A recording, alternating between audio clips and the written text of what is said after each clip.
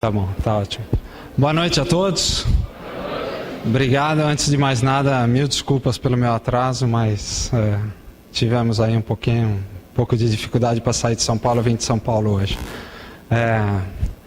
Só para quebrar um pouco o gelo, eu tenho um colega que dizia que quando o problema é hardware, você chuta, e quando o problema é software, você xinga.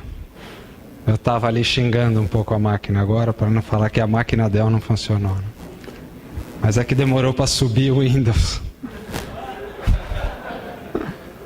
Então vamos lá.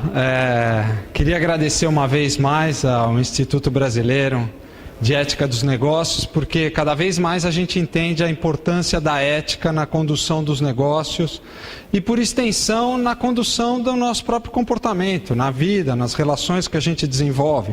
E quando a gente vê grandes empresas se perdendo na questão ética e eventualmente até se colocando como vencedoras, a gente questiona se os nossos próprios valores não estão equivocados, né?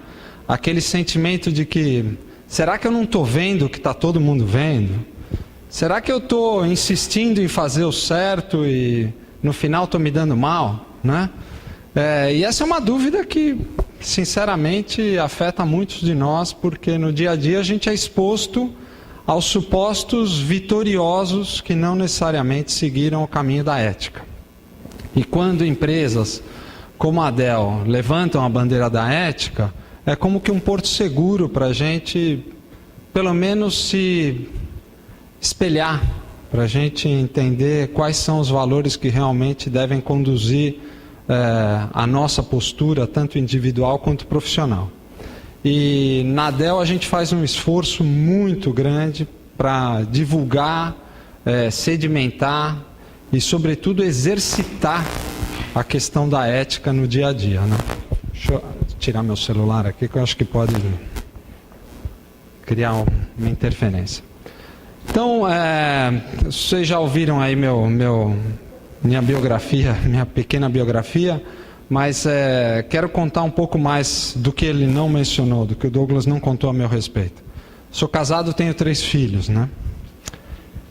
E eu tenho uma adolescente de 17 anos. E adolescente de 17 anos é uma coisa interessante, porque ela, como eu, somos aficionados por tecnologia. Parte substancial dos meus gastos não necessários é com porcaria tecnológica que eu quero comprar, testar, ver como é que funciona. Eu sou o que a indústria chama de early adopter, aquele cara que vê uma coisa nova, quer usar, quer testar em tecnologia. E ela puxou para mim, né? E aí de vez em quando ela vem com aquela história, mas eu baixei isso da internet. Legal, bacana, mas assim, de graça? Estava lá? Não, tem aquele torrent, tem o BitTorrent, eu tenho Napster, eu tenho o que seja que estava disponível para baixar. E esse é um dilema ético. Sim, estava de graça mesmo? Está lá, ninguém ganha por desenvolver aquele aplicativo, ou ter aquela ideia. E o que a gente ensina dentro de casa tem que estar pautado com as nossas ações como profissional também. Então essa é uma discussão que continuamente a gente tem em casa, né? Eu faço questão até de, procedente da indústria, garantir que pelo menos na indústria de TI a gente está educando os usuários para que eles façam a coisa correta. Então piratear software, pelo menos na minha casa, não existe. A gente pode até não ter o software, ou guardar o dinheiro para comprá-lo, se necessário. Mas piratear, não, né? Usar trial vale. Mas depois que acaba o trial, vamos pagar, né? Então essas são questões que permeiam o dia a dia, né? Vamos lá. É dificílimo conceituar o que é ética. Por quê? Dependendo do seu histórico, da sua vida, do que você passou para chegar até aqui, você vai formando uma noção do que é ética. Dependendo da sua cultura, até da sua religião, podem ter perspectivas muito distintas do que é ética. E então, o que eu acho correto do ponto de vista ético, não necessariamente aquele indivíduo que está dividindo o mesmo espaço físico, às vezes comigo, acredita que é uma questão ética. E, portanto, pode se comportar de forma diferente. Então é muito complicado você tentar estabelecer no rigor a definição do que é ética.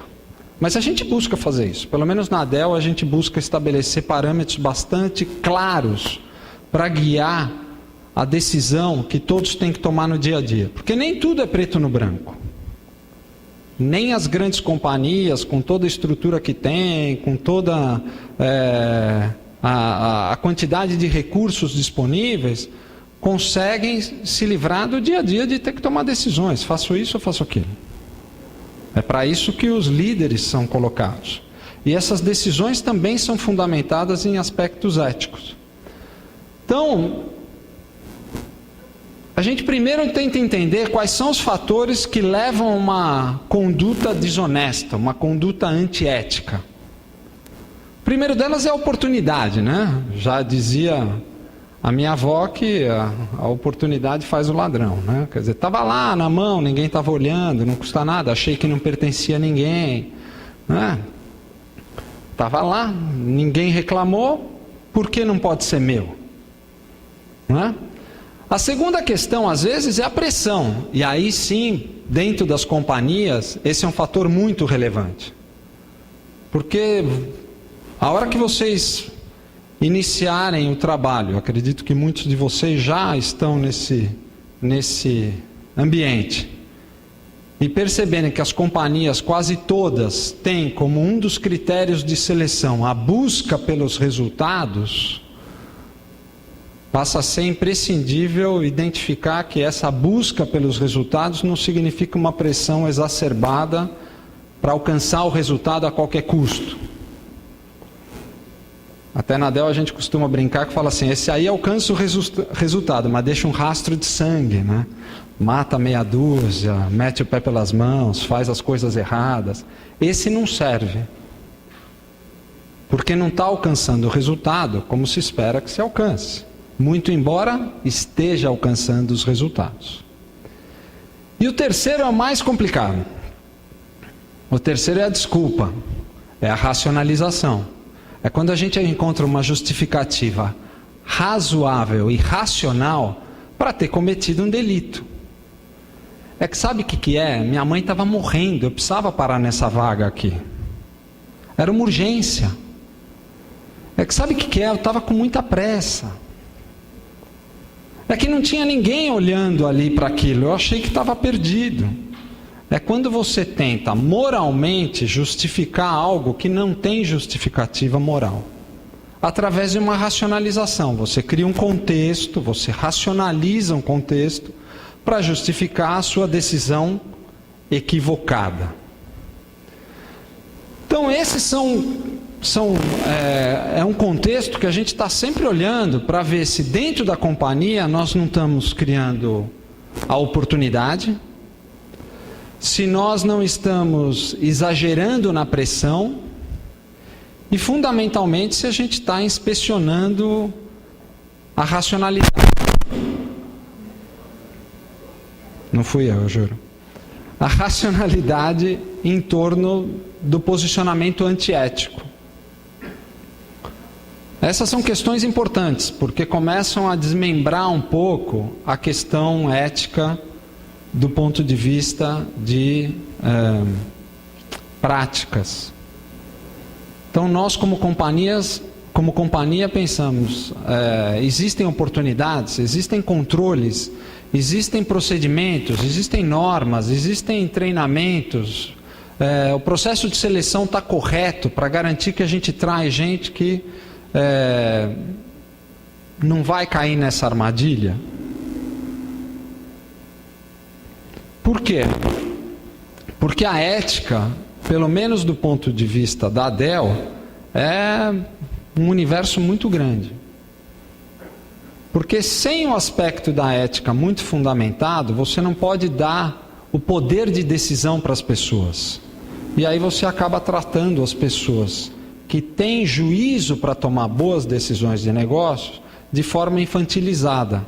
Tudo tem um processo, tudo tem uma norma, tudo tem um procedimento, uma burocracia, as coisas não andam. O mundo dos negócios hoje exige uma tomada de decisão rápida, uma agilidade de negócios muito rápida. Então eu preciso garantir que eu vou contratar gente que tem juízo para tomar decisão, porque ele vai ter o poder, ele ou ela vão ter o poder da tomada de decisão. E se não tiver o juízo, vai tomar a decisão errada. Então, no topo ali é a coisa mais visível, né? Nessa famosa foto do iceberg, tem a parte mais visível. A Dell, por exemplo, é uma pesquisa de satisfação interna que todos os funcionários da Dell respondem no mesmo período do ano, aproximadamente maio. São 110 mil empregados.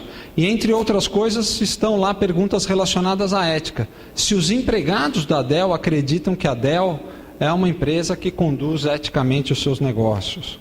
Ou seja, é um pouco se olhar no espelho.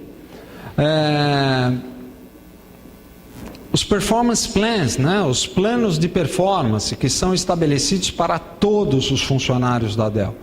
Existem aspectos 100% associados ao comportamento ético, que estão no performance plan das pessoas. Você falha com aquilo, você falha com o seu performance plan e, portanto, talvez não vai progredir na carreira dentro da Dell. As estruturas organizacionais, como nós estamos formados, mas isso só não bastaria. Por si só, não bastaria para garantir um comportamento ético. O comportamento ético vem da parte de baixo. A questão dos valores individuais, a questão dos valores comungados por todos que estão debaixo daquela mesma organização. Acreditamos nós todos na mesma coisa? Do ponto de vista de valores. Eu posso divergir de você do ponto de vista de vamos lançar o produto A ou B. Mas nós nunca vamos divergir a respeito de tomar uma posição correta ou não do ponto de vista ético. Do que é certo fazer para o cliente, para a companhia, para a comunidade, para o colaborador, para o acionista, para todos aqueles que dependem da atividade que alguém vai fazer. Então, o aspecto mais importante para a gente, que a gente usa como mantra dentro da Dell, é o que, traduzido em português, é vencendo com integridade. Vencendo aquele lado que eu contei para vocês da busca pelos resultados. Você precisa vencer, você precisa alcançar resultados. Sempre é uma disputa muito sana, muito saudável entre todos os colaboradores da Dell para ganhar, para vencer, para alcançar, para atingir os seus resultados. Porém, sem abrir mão da ética, sem abrir mão da integridade. Então, dentro da Dell, e nos comunicados, na forma como os executivos se apresentam, interagem com as suas equipes, sempre tem o mantra do vencendo com integridade. Você pode e deve vencer. E acredita-se que você tem plenas condições de vencer. E você vai vencer dos demais porque você está atuando com integridade, que é o primeiro item que está ali. Mas tem diversos outros, muito embora esse eu diria é o mais relevante, o mais pesado e é o que de forma geral se desdobra em todos os demais. O reconhecimento das pessoas que fizeram as coisas certas, né? Ali no final somos reconhecidos. Regularmente a gente está reconhecendo as pessoas que venceram de forma transparente e ética. E também punindo aqueles que não se comportaram da forma adequada. Isso é importante também. Ou seja, você precisa garantir que aqueles que não se comportaram da forma esperada, do ponto de vista ético, não vão mais fazer parte desse time. Porque eu não quero estar dividindo o mesmo teto e comungando dos mesmos valores com gente que no dia a dia, na execução, não está alinhado. Então, vou dar mais um exemplo para vocês do que significa vencendo com integridade. A Dell leva a sério, muito a sério, a política de portas abertas. A tal ponto que ninguém tem porta, né? A gente até brinca, não é aberta, é escancarada, porque não tem. Então, do executivo mais, do colaborador mais júnior da companhia, até o Michael Dell, ninguém tem porta. E você tem amplo acesso a todos esses executivos, para garantir que exista uma comunicação fluida, transparente e intensa. Você manda um e-mail para o Michael Dell, ele responde. E rápido, é impressionante, o bicho é uma tristeza. Qualquer um manda e-mail para ele, em 2 minutos ele está lá, já responde. Se for reclamação de cliente, então menos tempo ainda. Isso dá o tom de como todos os demais executivos da Dell devem se comportar no respeito ao quesito comunicação. A política de não retaliação. Não retaliação é garantir que aquele que julga que algo não está se passando corretamente, não vai ser retalhado por denunciar. Né? Que é a situação sempre muito indigesta que a gente às vezes vê, do denunciante ser desqualificado e desviar a atenção daquele que cometeu o delito para o denunciante. O denunciante nessa situação é só e tão apenas o denunciante, acabou ali. O conteúdo da denúncia é o que importa e o denunciado deveria ser o foco. Então a política de não retaliação na Dell é um negócio seríssimo, para garantir que as pessoas se sintam cômodas e confiantes de que eles podem levantar a mão e falar: acho que eu vi alguma coisa errada. E existem organismos independentes dentro da companhia que levam a sério essas denúncias e, consequentemente, as próprias investigações. Vamos lá. Aqui o essencial é aquilo que eu estava mencionando para vocês a respeito de vencer com a integridade. Só vale se for correto. Só vale se for dentro de um espírito ético. Vou dar um exemplo para vocês. Suponha que eu viajo muito, né? E eu vejo sempre esse exemplo, né? E, querendo ou não, o pessoal da indústria de TI funciona como eu. Porque trabalhamos em companhias com estruturas muito similares. Você quer encontrar gente da área de TI, vai para o aeroporto de Congonhas, Viracopos, qualquer aeroporto dessas grandes metrópoles, né, dos grandes centros industriais ou comerciais, você encontra. Não é raro você estar ali na entrada de um avião, na entrada de uma sala de embarque e tal, e tem alguém da concorrência. E não é raro que ele tenha ido visitar o mesmo cliente que você, porque está acontecendo algum negócio grande, alguma coisa importante, né? Tem alguma oportunidade de negócio relevante num cliente grande e, portanto, todos os fornecedores foram chamados naquele mesmo dia para se reunir com aquele cliente. Os clientes fazem isso. Hoje eu vou me reunir com todos os fornecedores para coletar as propostas. E aí você encontra com os seus colegas competidores nesses ambientes. Só que nem todos sabem quem é quem. E de repente você está ali do lado escutando o indivíduo falar a respeito da proposta dele. Se é vencedora, se não é, se é maior ou melhor. Pergunta é, você fica lá e ouve? Você está no aeroporto, na sala de embarque, e está ali o seu concorrente. Você não pediu para ouvir. Você não criou uma situação para ouvir. Você não está roubando uma proposta da pasta do concorrente. Você não se acercou do concorrente propositadamente. Você descobriu, aliás, que ele era seu concorrente porque você estava do lado e de repente ele começou a falar: a nossa proposta é boa, puxa, e acho que a gente vai bem, e se eu der mais desconto, e a concorrência não sei o quê. Se você obtiver essa informação valiosa para ganhar um negócio, você não venceu com integridade, porque você se beneficiou de uma informação que em condições normais de competição você não obteria. Então o que você faz?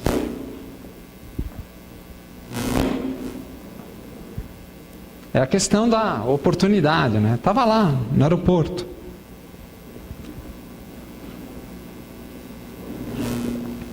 Qual que seria a recomendação? Alguém arrisca?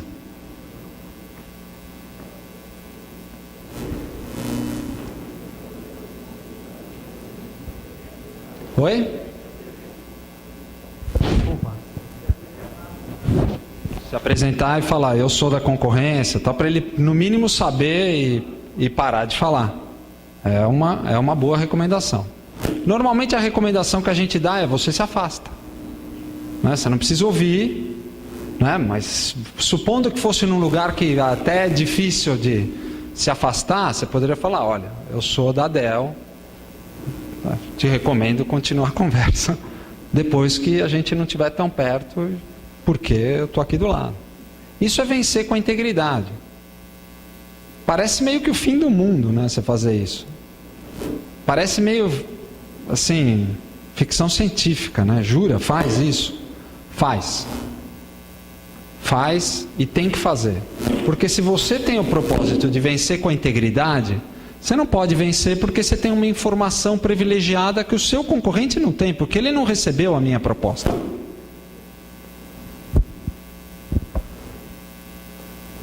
Vou dar um outro exemplo que ocorre com muita frequência. Às vezes até de má fé. O cliente comprador manda a proposta da concorrência para você. Sem querer. Às vezes sem querer mesmo. Ele fala, olha, queria que você me explicasse o detalhe da proposta, item tal, tal, tal. Só que ele mandou para o cara errado. Ele mandou para a companhia errada. Às vezes existem nomes que são homônimos. Óbvio que não no e-mail, mas quando você está ali no Outlook e coloca Luiz, já vai preencher o resto do e-mail. E de repente foi o Luiz errado. O que fazer nessa situação? Você já recebeu, já veio até você. A recomendação que nós temos é, no mesmo instante, devolver para o comprador, copiando o seu gerente, dizendo que aquele material foi indevidamente enviado para você e que você não fará uso daquele material de forma alguma. E é exatamente assim que a gente faz. E acredite, tem gente que olha e fala assim, mas puxa, a gente vai perder a oportunidade de ver a proposta do cliente?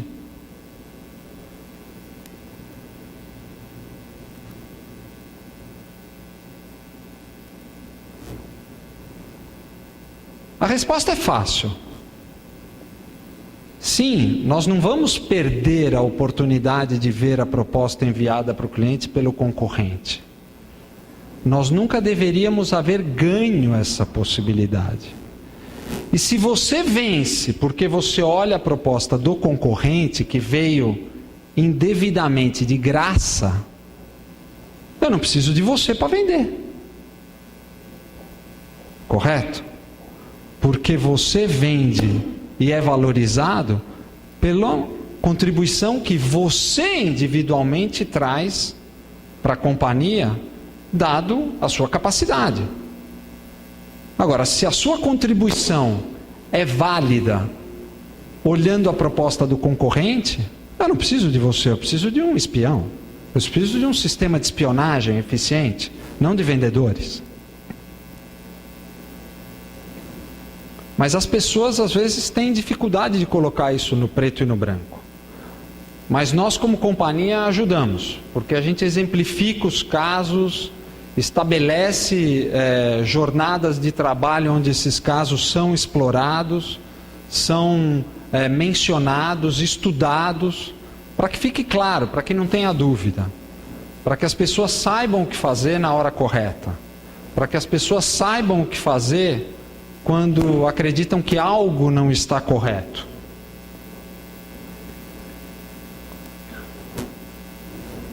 Seria fácil resumir que ética é realmente agir com respeito para com todos aqueles no nosso entorno.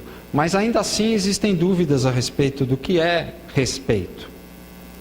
Estava na mão, chegou, o comprador mandou a proposta para mim, eu não faltei com respeito a ninguém. Obrigado.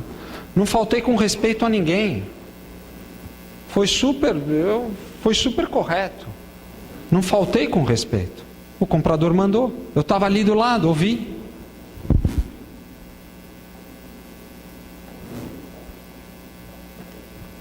Do nosso ponto de vista, os grandes pilares que estabelecem os critérios da ética são honestidade, ou seja, tem que haver transparência sempre, mesmo quando se cometem equívocos.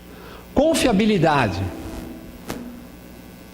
Vocês vão descobrir, talvez alguns de vocês já tenham descoberto, que as grandes companhias hoje tentam fazer mais com menos. O que significa dizer que cada um de nós temos cada vez mais poder dentro das companhias. Porque antes existia aquela coisa super hierarquizada, né?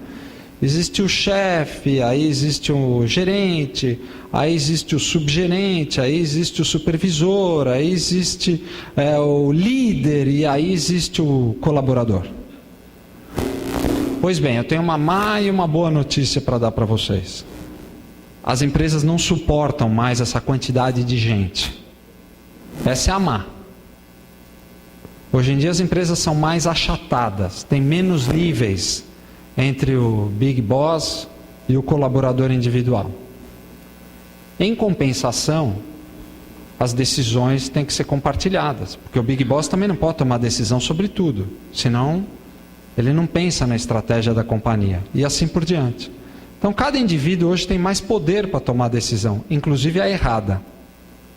Então as empresas, como a Dell, investem muito em tentar compartilhar quais são os valores que devem nortear a tomada de decisão. Julgamento. Julgamento é complicado. Não vou entrar no mérito da questão, mas vou lançar a bomba aqui. Estava lendo a revista agora falando da questão das biografias autorizadas ou não autorizadas. É complicado, não é um tema fácil de ter um julgamento qualquer, de falar vale ou não vale, deve ou não deve.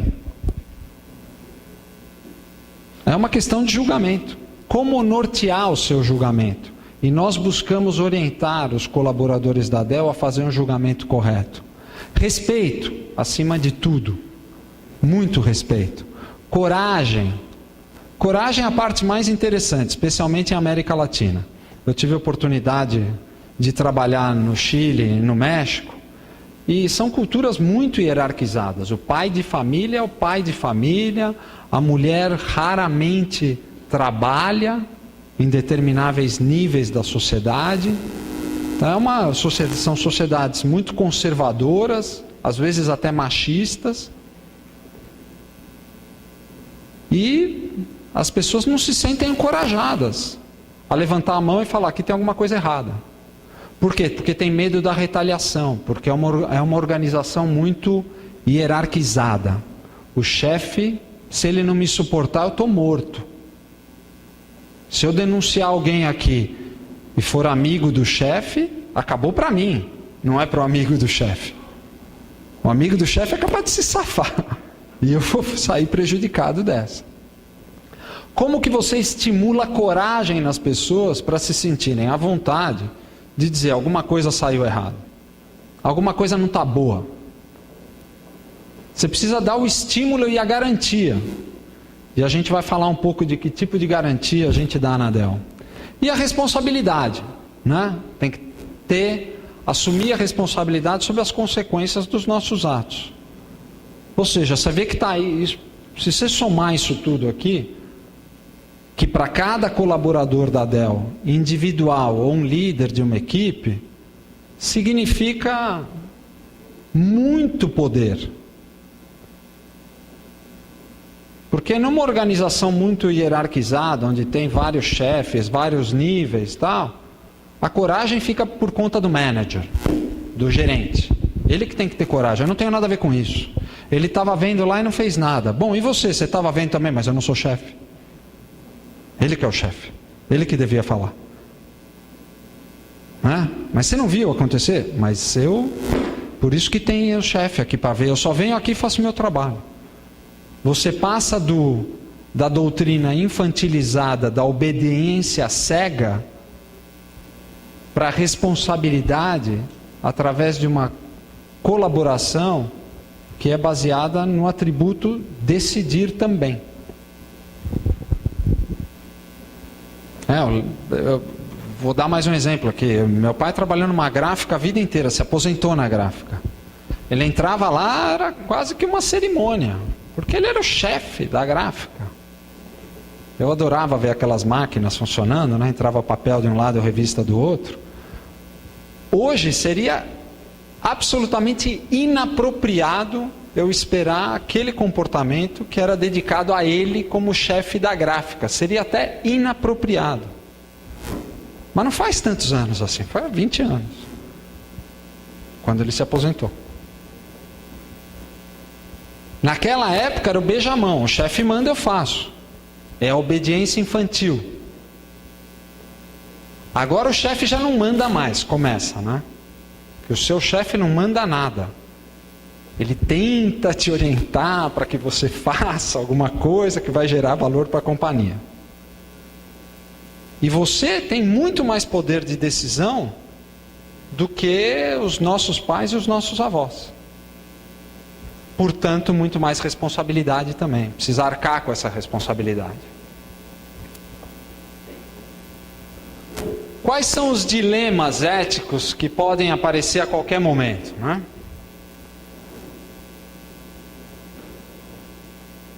Isso que eu estou vendo aqui, infringe alguma lei ou política da empresa?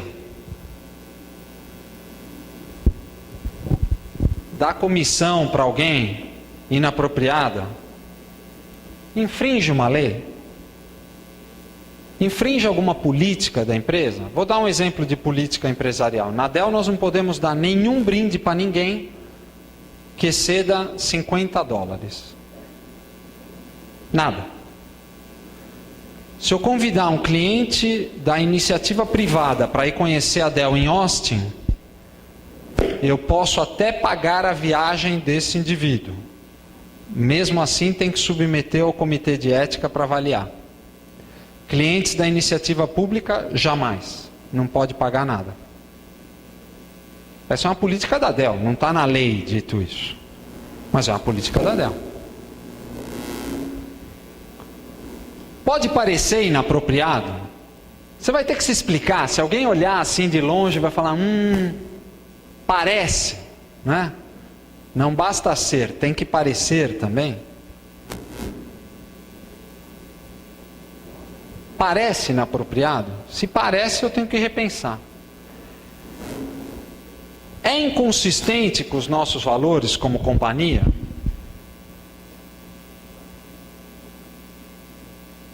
Vou dar um outro exemplo para vocês mais contrastante. Vamos promover A ou B. O A é uma mulher jovem, vai se casar, daqui a pouco ela vai ter filho. E aí, são 6 meses de licença. E você não pode repor aquela vaga, porque são 6 meses de licença. Vamos promover o homem, que assim a gente não se mete nessa enrascada. Porque você vai ficar sem essa pessoa daqui a 6 meses, por 6 meses, a hora que ela engravidar. É a decisão correta a tomar? Do ponto de vista de gestão da Dell, não vou entrar no mérito das demais, é absolutamente inconsistente. O julgamento de uma promoção passa a anos-luz de distância do gênero, da raça, da religião, do credo, da posição social. O único critério para promover alguém é a capacidade. É mais ou menos capacitado. Tem uma performance melhor ou pior, só isso. Todo o resto é absolutamente irrelevante. Mas às vezes as pessoas racionalizam a decisão equivocada, achando que estão pensando até bem na empresa. Pode afetar negativamente a reputação da Dell?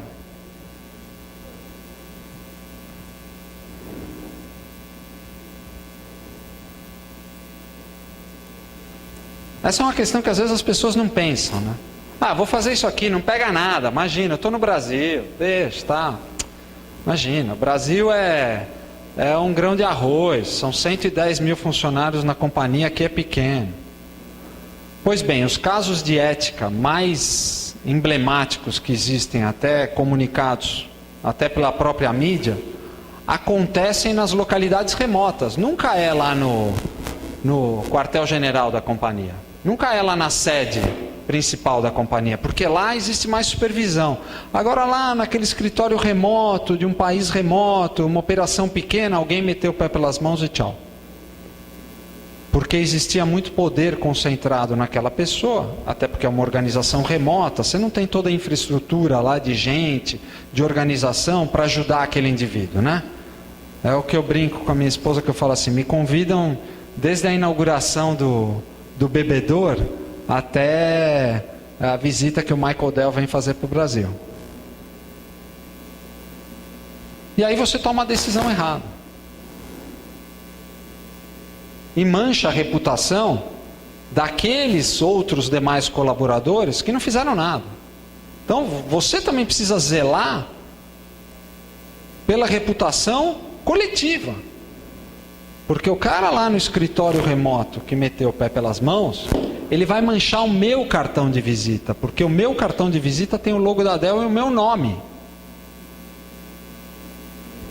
E a associação é imediata. Puxa, o cara trabalha nessa companhia aqui. Será que ele sabia de alguma coisa? Será que um dia ele passou lá por essa questão toda? É a primeira correlação que as pessoas fazem. Inadequada, mas fazem.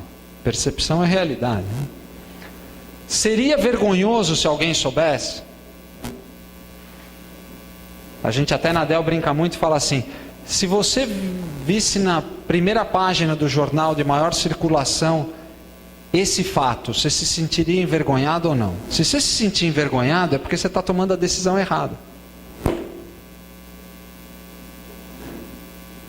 Obtive informações sobre a concorrência de forma inadvertida. Vamos estampar isso na primeira folha, na primeira página do jornal. Você vai se sentir meio constrangido ou não? São esses filtros que a gente usa no dia a dia para ajudar as pessoas a tomarem a melhor decisão. Porque a gente quer deixar que as pessoas tomem as decisões de forma madura, responsável e, portanto, com muito poder de tomada de decisão. E nós investimos muito em recursos para garantir que as pessoas possam efetivamente praticar isso. O que isso significa dizer? A política de não retaliação é a mais forte delas. Portanto, nós criamos organismos independentes que analisam toda e qualquer denúncia. E olha o mais interessante, tem muita denúncia. As pessoas acham que algo não está bom, passam por aquele filtro e acreditam que do ponto de vista delas não está ok, e fazem as denúncias. E esse organismo independente, que é um comitê que inclusive existem pessoas de várias partes do mundo, analisam os casos. A maioria não dá nada, porque realmente não tinha nada fundamentado. E os denunciantes recebem as explicações devidas. E quando dá alguma coisa, não tem chefe, não tem diretor, não tem executivo, ninguém para salvar sua pele. Porque não é passível de ser salva. Ela deve ser penalizada e ponto. É tolerância zero e retaliação zero também. Você não sabe quem denunciou, mas você enxerga os culpados ali no final do dia que fizeram alguma coisa errada. Se não houver essa independência, não houver essa transparência, as pessoas vão se sentir pouco encorajadas a denunciar o que está havendo de errado. E, portanto, podem vir a, por negligência, diluir o patrimônio da companhia do ponto de vista de reputação. Eu sabia que estava acontecendo ali, mas achei melhor não falar nada, porque, afinal, ele é um executivo super experiente, antigo na companhia, eu achei que ele estava fazendo a coisa certa. Muito embora eu soubesse que não era, mas eu deleguei a minha racionalidade à reputação alheia. É errado. Os gerentes fazem uma atuação muito forte de divulgação e têm que demonstrar por práticas e reconhecimentos que levam a bandeira da ética. Reconhecer as pessoas quando fazem as coisas certas. Reconhecer as pessoas que tomam as decisões corretas no dia a dia. Recursos humanos é uma das áreas mais fortes na companhia para levar também a bandeira da ética como um organismo independente. Auditoria. O organismo de auditoria faz auditoria frequente em todas as regiões. Não é que vem só quando escuta alguma coisa. Vem sempre. Sempre vai vir. E vai olhar para ver se as práticas estão sendo cumpridas. Já imaginou você compra um computador da Dell e amanhã você começa a receber um e-mail de alguém que você nem conhece te oferecendo alguma coisa e você vai descobrir que aquele e-mail foi originado de um funcionário da Dell que tem um negócio paralelo e começou a te mandar um e-mail? Se ele tem um negócio paralelo, até que não é o problema. Muito embora existam regras para o negócio paralelo que qualquer funcionário da Dell queira ter. O problema errado é ele obter um e-mail e utilizá-lo para o negócio paralelo de forma indevida. Porque se ele tem um negócio, esse negócio tem que buscar obter os e-mails da forma sustentável do negócio dele, não de carona no outro. Porque se a Dell amanhã deixar de existir, ele não tem mais o e-mail para usar? Que negócios, como se sustenta esse negócio? Quer dizer, nem do ponto de vista econômico, nem do ponto de vista ético, faz sentido. O helpline de ética. Esse é um 0800, que pouca gente no mundo sabe onde fica, inclusive porque ele é compartilhado por diversas regiões. Você liga lá e fala, acho que tem alguma coisa errada. Interno e externo, seja empregado da Dell ou não. E o sigilo é 100% mantido. Um e-mail, existe um e-mail para ética. A intranet de ética. A intranet de ética é muito boa porque ela te ajuda a se orientar. Isso aqui eu não sei se cabe direito. Eu vi lá aquele presente, um brinde sendo dado para um cliente. Deixa eu ir lá ver qual que é a política. Aí você vai ler lá e vai falar, bom, até $50 você pode dar um brinde. Ok, estou bem. Então ali tem o conjunto de informações que podem permitir que as pessoas façam um julgamento melhor também. E o código de conduta. E o código de conduta é muito interessante, porque lembra que eu falei que o mantra da Dell é o vencendo com integridade? O código de conduta chama como nós vencemos. Ou seja, a palavra vencer, ela é muito forte dentro da companhia. Mas existe uma forma correta de vencer. O código de conduta diz como vencer. O mantra é vencer com integridade. Ou seja, são paralelos muito fortes, estabelecendo quais são os critérios que condizem com uma vitória decente. E a política de sigilo e retaliação. Eu vou contar aqui alguns casos para vocês. Não raro, olha só essa situação. Independente da posição que eu esteja, se acontece uma denúncia com um funcionário meu, a menos que eu esteja envolvido, eu sou o último a saber. Eu sou o último a saber. Imagina uma pessoa que se reporta diretamente a mim. Se eu, por acaso, tiver que ser envolvido para esclarecer a situação, eu o serei.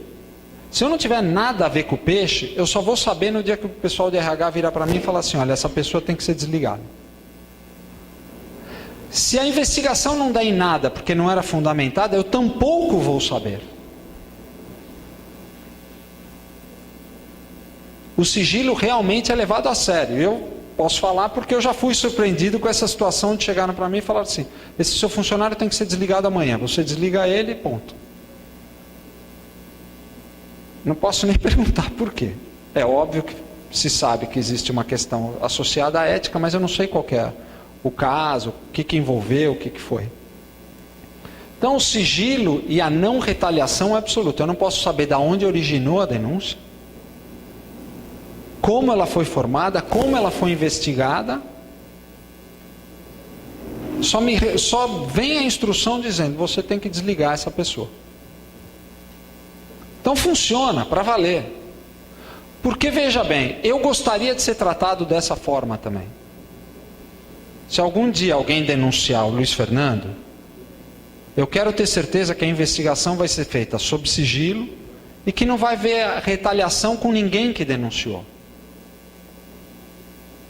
Porque o dia que eu quiser denunciar alguém, eu também não quero sofrer retaliação. E se algum dia me investigarem e descobrirem que não era nada, exceto uma suspeita infundada, isso não vire notícia na Rádio Peão. Porque o sigilo é bem tratado. Essa é a garantia que as pessoas têm na companhia, de que se elas suspeitam que algo vai mal, vai lá e pergunta. Liga para alguém do Ethics Helpline e fala, olha, eu estou achando que essa situação aqui não condiz. Você pode dar uma olhada? E tchau, acabou. E vai ser olhado. Porque a gente quer garantir que as coisas estejam sucedendo da forma correta. Essas são práticas muito importantes para uma companhia que quer levar a questão da ética a sério. A política de não retaliação e o sigilo, a confidencialidade, em respeito a todas as pessoas. Porque respeito é uma dos pilares que a gente falou que tem que sustentar a postura ética da companhia. E quando eu falo da responsabilidade do poder que a gente recebe na companhia, né? Quem assistiu o Homem-Aranha lembra lá do Peter Parker, né? Que ele fala, com muito poder vem muita responsabilidade. É exatamente isso. Você recebe o poder da tomada de decisão e você tem que ser responsabilizado por ela. Portanto, a questão da ética começa por você, pelo indivíduo.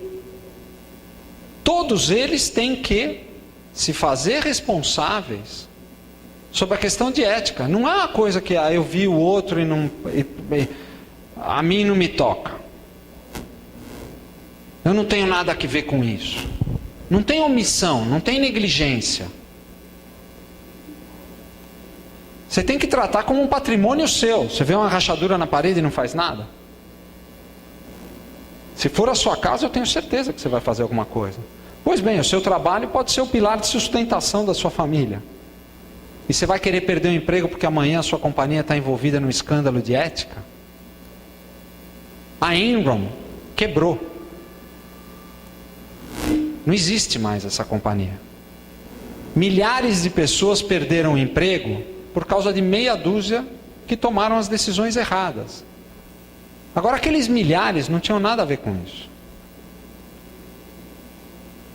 Agora, próximo àquele grupo dos meia dúzia, provavelmente tinha muita gente que estava vendo coisa errada e optou por negligenciar, optou por se omitir, não protegeu nem o seu patrimônio, nem o patrimônio que coletivamente todos deveriam proteger. A responsabilidade é sempre do indivíduo. E na DEL a gente preza essa responsabilidade e essa individualidade, garantindo o sigilo, a confidencialidade e a política de não retaliação. Questione, reporte, nós incentivamos isso continuamente. Se você acha que não está alguma coisa indo bem, pergunta. Perguntar não faz mal a ninguém e até a sua pergunta vai ser mantida sob sigilo. O papel do gerente é fundamental, não porque ele tem mais poder ou menos poder, mas ele dá o exemplo, inclusive. E ele premia, ele celebra a coisa correta a fazer. O indivíduo tal recebeu a proposta do concorrente e devolveu. Essa é a coisa correta a fazer. Parabéns, fulano. Se celebra isso, acreditem. Nós celebramos isso dentro da companhia, porque isso dá o exemplo. E uma coleção de celebrações em torno do comportamento de um indivíduo vão criando a reputação daquele indivíduo até para as avaliações de promoção. Puxa, esse cara é o cara que sempre faz as coisas certas. Serve de exemplo, alcança bons resultados. Esses são critérios de avaliação de uma promoção. O gerente tem que agir prontamente, tem que ser muito acessível, está à disposição. Às vezes as pessoas vêm para mim e me perguntam, olha, o que você acha?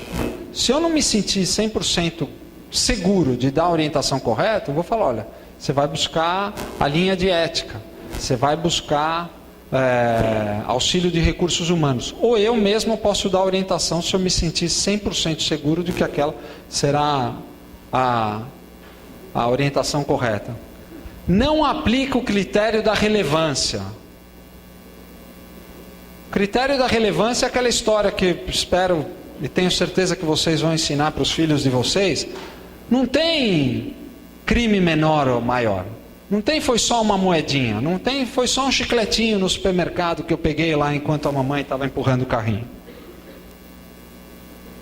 Pode ser um caminhão, pode ser um chicletinho. Conta igual. É errado. Não tem, é só uma música que eu baixei. Custa R$2. Não pega nada para ninguém. Pega muito.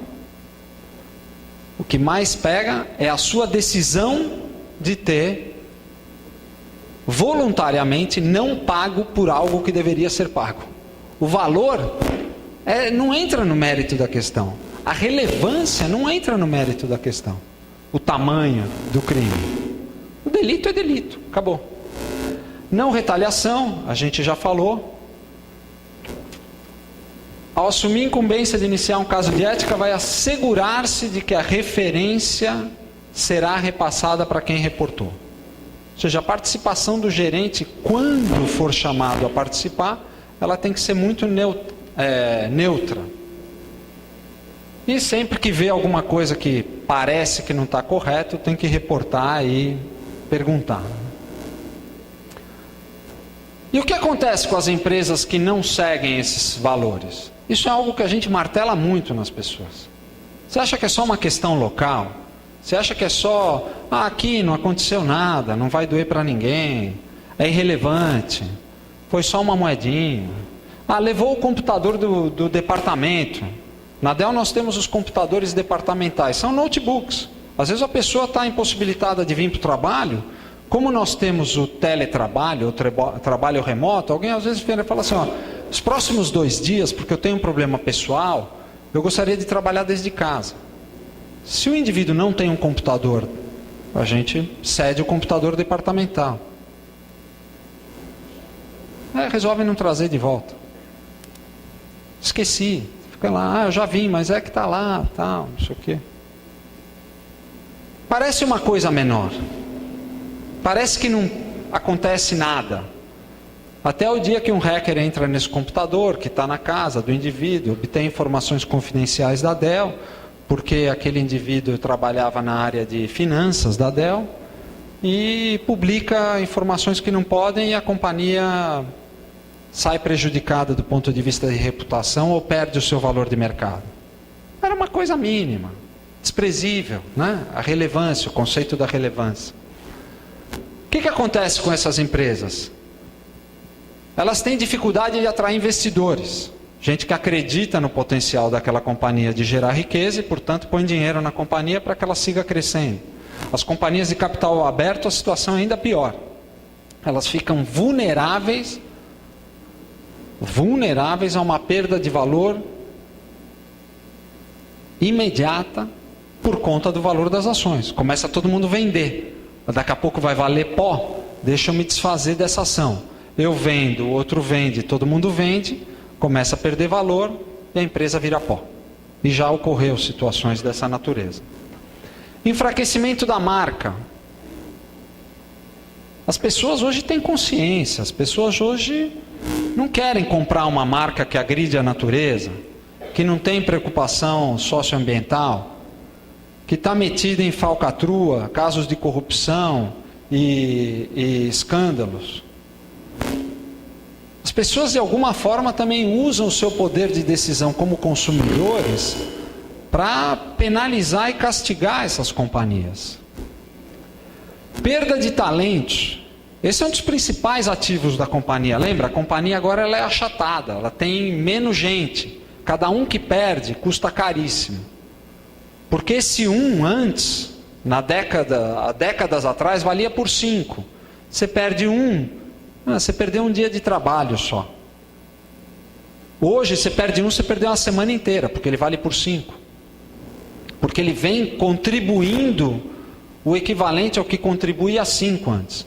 Porque nós estamos na era da informação, na era digital, e todos nós contribuímos muito mais do que eram aqueles indivíduos lá atrás. Eu achava que meu pai trabalhava muito. Hoje eu olho e falo, ele levava uma vida mansa. Quem trabalha muito sou eu. Fuga dos clientes. Sejam consumidores finais, sejam aqueles clientes corporativos. Não querem mais fazer negócio com essa companhia. Não sei se amanhã eu vou estar envolvido como cliente numa situação indesejada. Porque essa companhia é um provedor de serviço, está aqui dentro, está aqui na minha companhia. Ou se amanhã eu vou comprar um produto caro e a empresa quebra, como é que eu fico na questão da garantia, da assistência técnica? É muito complicado. A reputação vinculada aos produtos também tem a ver com a imagem da marca. E das pessoas que sustentam essa marca através de suas próprias decisões e atividades.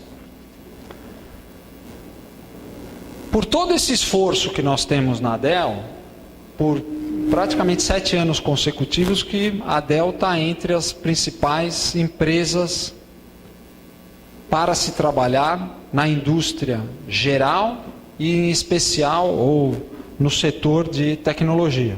Nós sempre estamos no topo do ranking. Essa é uma pesquisa que, para vocês terem ideia, é realizada por um instituto independente que chama-se Great Place to Work. Aqui a marca época ali, porque eles publicam os resultados, eles copatrocinam, né? Mas é mais do sentido de publicar do que levar adiante a pesquisa. O Great Place to Work é uma pesquisa que é enviada aos funcionários de uma companhia de forma sigilosa, e esses funcionários dizem o que eles acham da companhia. E vai desde desenvolvimento de carreira, desenvolvimento de produtos, mas também a questão da ética, da responsabilidade social, do compromisso com as comunidades, do compromisso com os acionistas, vencer com integridade. E a Dell vem sempre figurando aí entre as companhias top do setor. Isso para a gente é muito gratificante, porque na realidade a gente investe muito para garantir que a Dell seja, para cada um dos seus colaboradores, incluso eu, um great place to work, um bom lugar para se trabalhar. Afinal, estou lá há 14 anos, eu tenho uma reputação investida nessa companhia enorme, minha. Se amanhã acontece alguma coisa com a companhia, eu posso ficar numa situação desprivilegiada. Porque afinal eu investi 14 anos da minha reputação com essa companhia. Eu quero que ela seja a mesma que a minha, boa, bem recebida, bem valorizada. Eu quero ter orgulho de tirar meu cartão e dizer, esse aqui é o cartão do Luiz Fernando, e ter o logo da Dell junto lá. Então isso é um esforço, é um trabalho, e ele não pode ser esporádico. Ele é contínuo, ele é permanente, ele está permeado no dia a dia, na tomada da decisão, nas práticas, nos instrumentos, na forma como a gente conduz as coisas. E tem que evoluir. Vou dar um exemplo para vocês. Até recentemente, até 1 ano e meio atrás, 2, se você estava dentro do ambiente da Dell, no computador da Dell, mesmo que fosse em casa, computador da Dell, de trabalho, você entra na intranet da Dell. Desta intranet você não podia acessar o Facebook. Quando você se desconecta da rede da Dell, aí você pode. Mas quando você está conectado na rede da Dell, você não poderia navegar no Facebook. E se você estiver num prédio físico da Dell, aí nem pensar. Porque você 100% do tempo estava conectado à rede da Dell. Essa é uma política que naquela ocasião visava proteger as informações da Dell e dos seus clientes, né? Imagina amanhã liga uma celebridade e compra um computador de você. Você não ia achar legal postar, né? Puxa, hoje ligou uma celebridade aqui, comprou um computador de mim, falei com ele, foi super bacana, tal, cara super simpático, ou, né? e vou postar isso. Bom, não podia. É uma atitude calcada naquela preocupação onde eu não sei se você vai ter o juízo ou não de não fazer isso corretamente. Já há 2 anos atrás foi liberado. Agora a responsabilidade é sua de não fazer a coisa equivocada. Hoje dentro da rede da Dell você pode entrar no Facebook. E não só nós permitimos, como abraçamos essa mídia. Então existem páginas especializadas da Dell, nós incentivamos os colaboradores da Dell a participarem, a serem conectados à página da Dell. E além disso, nós damos treinamento aos funcionários da Dell que queiram ser especialistas em mídia social. Como se manifestar nas redes sociais como empregado da Dell, que é diferente de como você se manifesta como indivíduo. Ou seja, como é que você recebe um treinamento para poder inclusive falar em nome de? A responsabilidade agora foi passada para você, indivíduo. Porque agora o que você postar lá, e se amanhã sair alguma coisa equivocada, você precisa ser responsável por isso. Mas é melhor acreditar que nós estamos fazendo todos os esforços para que as pessoas façam um bom juízo, do que limitar a possibilidade das pessoas tomarem a decisão e terem o juízo, que era, vamos fechar a internet e ninguém acessa o Facebook. Seria uma postura mais infantil, né? Ah, isso aqui não pode. Pode, faça bom uso. Faça uso correto. Então, essas são preocupações, como eu dizia, que tem que ir evoluindo. Que não são estáticas, precisam estar permeadas, precisam estar no dia a dia da condução do negócio e evoluindo com a força de trabalho, que é mais jovem, mais dinâmica, mais antenada, né? Com as redes sociais, com as mídias sociais. E, portanto, a gente precisa abraçar esse novo mundo da forma correta. Para poder, independente do ano e da geração, estar figurando entre uma empresa onde vocês um dia queiram vir a trabalhar. Porque vão falar, puxa, essa empresa trata as pessoas com respeito, privilegia a diversidade, respeita o meio ambiente, tem uma política de portas abertas, promove as pessoas por mérito, não por influência. Mantém o sigilo das pessoas e respeita todo mundo. Parece fácil, até porque em tese todos deveriam ser assim. Executar isso tudo é bem complicado. Muito bem, pessoal, eu encerro por aqui e agora a gente abre aí para perguntas, né? Um tempinho, não sei se eu me estendi demais ou não, mas de qualquer maneira estou à disposição. Pois não, tem uma pergunta lá no fundo. Não sei se vai ter um microfone para você. Tem. Vamos lá.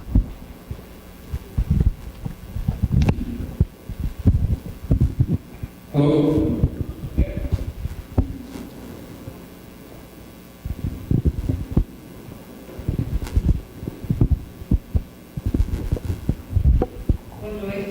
Boa noite.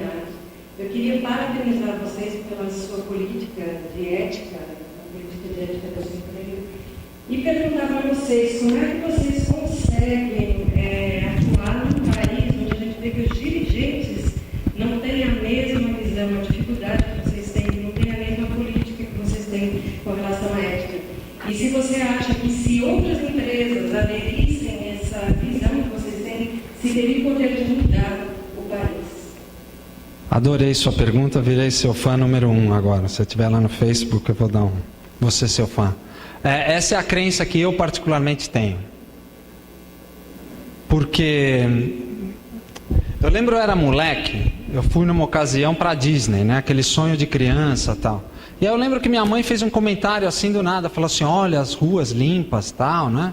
E cheio de brasileiro, porque brasileiro viaja desde sempre, tal, com altos e baixos, mas sempre viaja. Por que aqueles brasileiros que estavam naquela localidade, naquela circunstância, se comportavam de forma correta e quando chegar aqui o indivíduo joga o papel no chão? Isso lá na década de 70, né? Hoje já não é mais assim. Hoje as pessoas têm um pouco mais de consciência para jogar um papel no chão. Mas naquela época não era bem assim.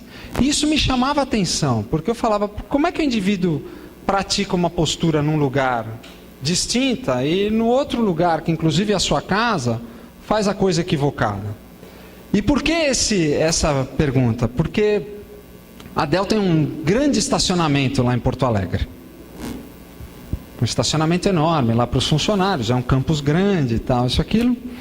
E outro dia uma pessoa comentou isso, que na hora de entrar no estacionamento, que ao longo dos anos, a Dell já vai fazer 14, se percebe que aumentou a quantidade de empregados na Dell, porque somos hoje uma população bastante maior do que aquela que começamos, e que aumentou também o respeito na fila para entrar no estacionamento.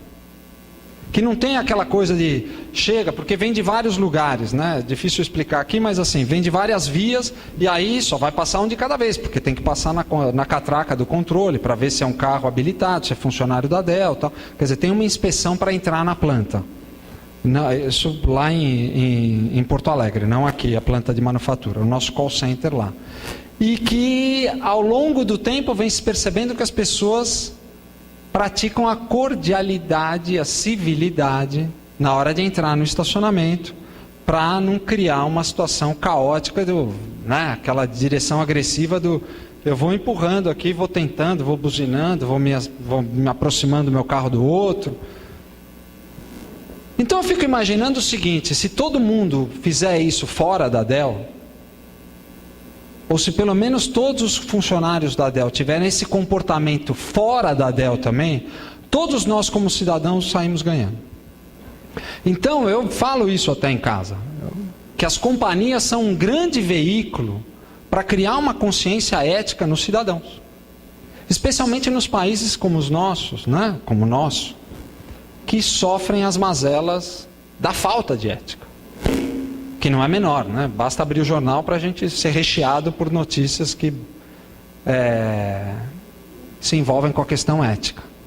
Então as companhias têm sim um instrumento muito interessante, porque as companhias podem promover, exercitar, e o indivíduo quando ele exercita aquilo corriqueiramente, porque ele está num ambiente, a gente trabalha muito hoje em dia, muitas horas, tal, muita competição, muita pressão, mas se você consegue viver com tudo aquilo e executar da forma eticamente correta, muito provavelmente, quando você estiver fora do seu ambiente do trabalho, aquela extensão logo ali do outro lado, que é a sua casa, saí do trabalho e fui para casa, saí do trabalho e vim para a escola, saí do trabalho e estou ali com a minha família, na comunidade onde eu faço algum tipo de trabalho, provavelmente você vai ter o mesmo comportamento. Que não é aquela coisa, fui para o outro mundo, não tem ninguém aqui que me conhece, não vai passar nada, eu faço o que eu bem entender.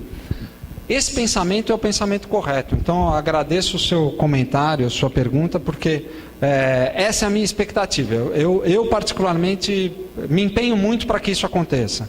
Para que dentro e fora da companhia tenhamos o mesmo comportamento. Que o indivíduo não chega em casa, tira o badge e se transforma. Que ele tira o crachá quando ele sai da companhia e ele continua sendo ético porque ele é ético, não porque existe um conjunto de regras para ele se comportar dentro da Dell. Obrigado. Mais alguém?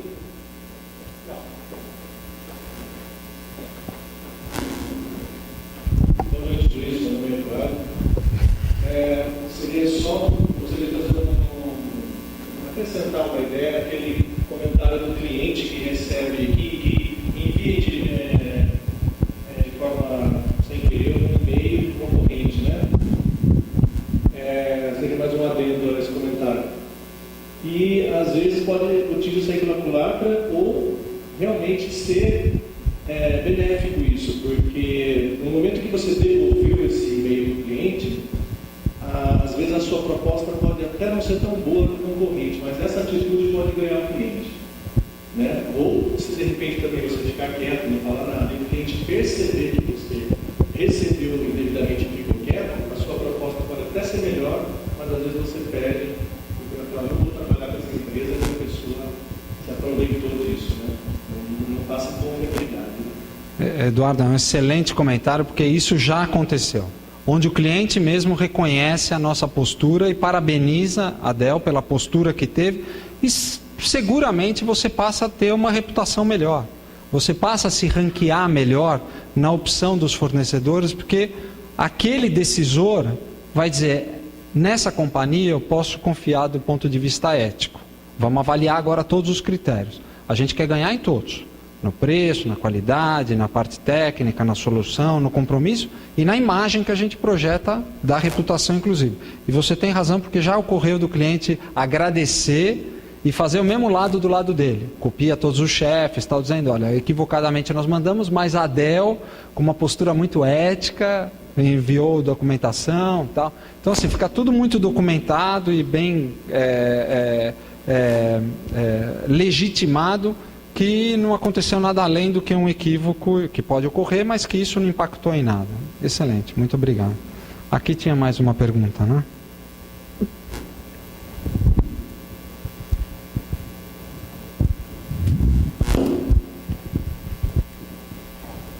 Boa noite. Boa noite. Essa preocupação que a Dell tem com a ética, muito boa, acho que como se todas as empresas pensassem assim, contribuir com certeza para melhorar o mundo. Né? Mas minha pergunta é se o Michel, que fundou a Dell, já pensava nessa questão quando ele fundou a empresa, ou isso surgiu depois com a necessidade de se manter no mercado? Olha, essa é uma pergunta muito boa, porque diz o seguinte, normalmente a gente costuma falar que as companhias têm o perfil dos donos das companhias, né? Querendo ou não, tem a marca registrada deles, né? A cara da companhia A, B ou C tem muito a ver com o perfil do dono principal da companhia, muito embora a Dell tenha vários sócios, era uma companhia de capital aberto, agora fechou o capital, mas ele é um indivíduo que tem algumas características interessantes. Primeiro, que ele é muito direto, ele é muito transparente, ele é muito acessível, é uma pessoa que a relação ela é sempre de muita transparência. Segundo, ele tem uma preocupação legítima de tratar diretamente com os clientes. Não é aquele dono de companhia que está lá no Olimpo, que cliente é uma entidade quase que espiritual que acontece lá do outro lado do mundo. Ele é um indivíduo que constantemente está em contato com os clientes e falando com os clientes para entender qual que é a percepção e a reputação. E isso leva a uma postura ética desde sempre, porque você está de frente com aquele que é o provedor da sustentação da sua companhia, o cliente. Então você precisa ser transparente, você precisa ser correto, você precisa arcar com as responsabilidades das suas ações e entregar o prometido, porque é você que está falando, não é um funcionário seu que depois você fala, ah não, ele falou uma besteira, vamos mandar ele embora porque ele falou errado. Então essa é uma questão muito interessante, porque ele já veio para o Brasil algumas vezes e sempre tem na agenda visitar clientes, e ele se compromete com coisas nesses clientes. E ele reforça o comprometimento feito pelos funcionários que estão ali na frente com o cliente. Então você cria uma cadeia de relação, de confiança mútua muito grande. Mas ela só pode ser criada porque ela está calcada num valor ético. Porque senão ele não vai assumir o Luiz disse algo, mas ele não está muito bem certo do que pode ser, então ele não me endossa. Ele está tirando a minha capacidade de tomada de decisão local. E por que ele me endossa 100% das vezes? Porque ele sabe que a minha tomada de decisão está baseada naquilo. Então ele fala, se o Luiz falou, vai acontecer. E aí eu passo a ter o endosso do dono da companhia. Então isso é muito importante. Ele sempre pensou assim, ele é um sujeito que levou adiante a bandeira da sustentabilidade na companhia. A Dell hoje figura entre o ranking das companhias mais sustentáveis, vamos dizer, do ponto de vista ecológico e social, de todas as companhias na indústria de tecnologia. Então também tem essa preocupação com a responsabilidade social. Pessoal, desculpa, mas em razão do tempo, houve alguns atrasos e os professores de lei e os seus professores esperam para a aula que começa às 21h40. Eu também ia fazer uma palestra sobre o negócio da não vou poder fazer. Então, eu vou ter que ser, infelizmente, eu vou passar um e-mail e quem tiver mais perguntas a fazer no vídeo vai passar no e-mail por causa do tempo. Nós queremos cumprir o prazo que nós tratamos com a universidade. Infelizmente, os professores aguardam vocês às 21h40. Então, nós vamos encerrar a partir de agora para vocês poderem estar nas aulas. Tá? Luiz, eu quero te agradecer muito pela sua palestra. Adorei, foi muito bom.